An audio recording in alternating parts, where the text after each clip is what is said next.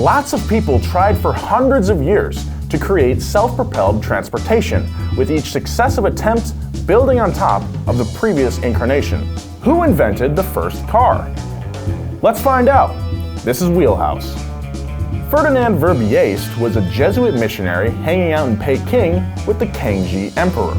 When he wasn't doing astronomy or working on the calendar, he was tinkering in the garage, inventing gadgets to entertain the emperor. He was basically the first car boy.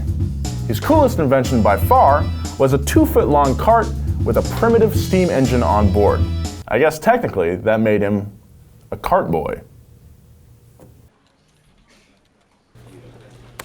Dude, cart boy. That was a good one. It was basically a plank with 5 wheels and a boiler that blew steam on a little turbine that turned the wheels and made the car move. Ferdinand had technically invented an automobile, but it was pretty small, so you couldn't ride it, so it wasn't really a car. Early steam engines came to prominence in the 1700s, and it was only a matter of time before someone built a full-size machine that followed the principles of Verbiest's toy cart. French inventor Nicolas Cugnot did just that in 1769 with his Fardier à vapeur. And if I mispronounce that, you can sue me because I took Spanish in high school. Shouts out, what was his name? Mr. Massey, Senor Massey. Tascadero High School, what's up? Follow your dreams, kids. But the gargantuan size came at a cost. The steam wagon only had a top speed of 2.5 miles an hour.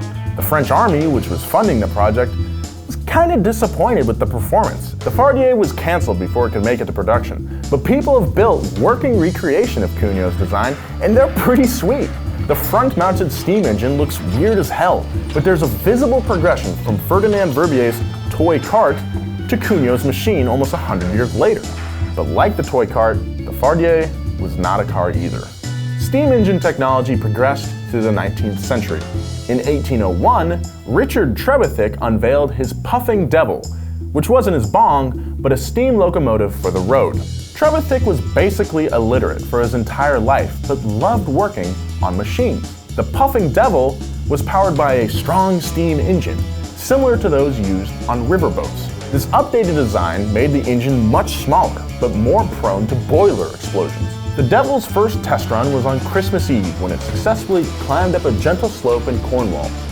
A few days later, Trevithick took the Devil out for another drive, but for whatever reason, forgot to put out the fire in the boiler and left the Devil just sitting outside. With all this heat and steam building up with nowhere left to go, pressure in the tank skyrocketed. And then, pop! You know, sometimes you smoke the Puffin' Devil, sometimes it smokes you.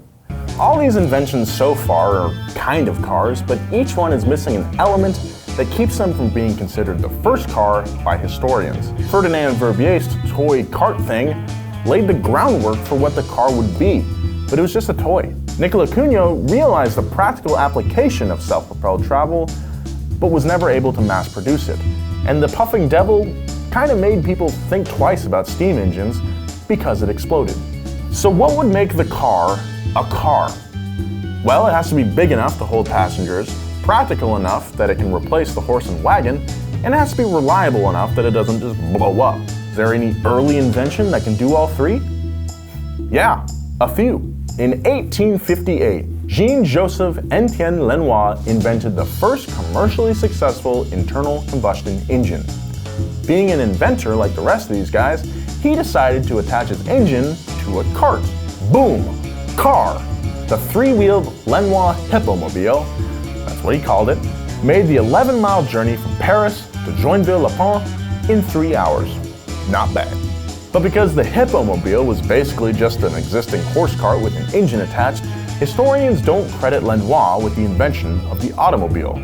That honor goes to a guy named Karl Benz. German patent number 37435 was awarded to Karl Benz and its motorized carriage on January 29, 1886. The Benz patent motor wagon was powered by a 4-stroke motor that Karl had designed himself.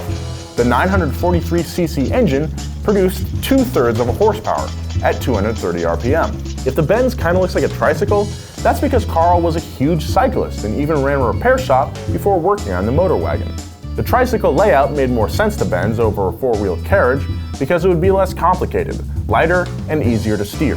Benz worked on his design for years, but was hesitant to go into production. Would people even want the motor wagon?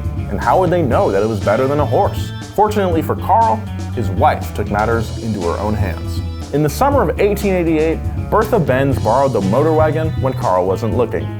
She and her two sons planned to make the 50-mile journey from Mannheim to her mom's house in Pforzheim before sundown. She left a note on the table and left at dawn. Bertha had to adjust the carburetor and make other repairs herself. They filled up at pharmacies as she went. She and the boys made it to Grandma's house as the sun went down. The trip was one of the world's first automotive marketing stunts and showed people that the future would be driven by the automobile. Bertha's drive was monumental in pushing both the Benz motor wagon and the idea of the automobile as we know it onto the world stage. Without a doubt, the Benz motor wagon is the first real car. Both the engine and the chassis were developed to function as one unit. Daimler, Mercedes-Benz's parent company, proudly proclaims on their website that they invented the automobile. But the car didn't appear overnight. Verbiest, Cugnot, Trevithick, Lenoir, and lots of other guys, they didn't create the first real car, but their contributions were instrumental in helping Benz make his. And he wouldn't have succeeded without them.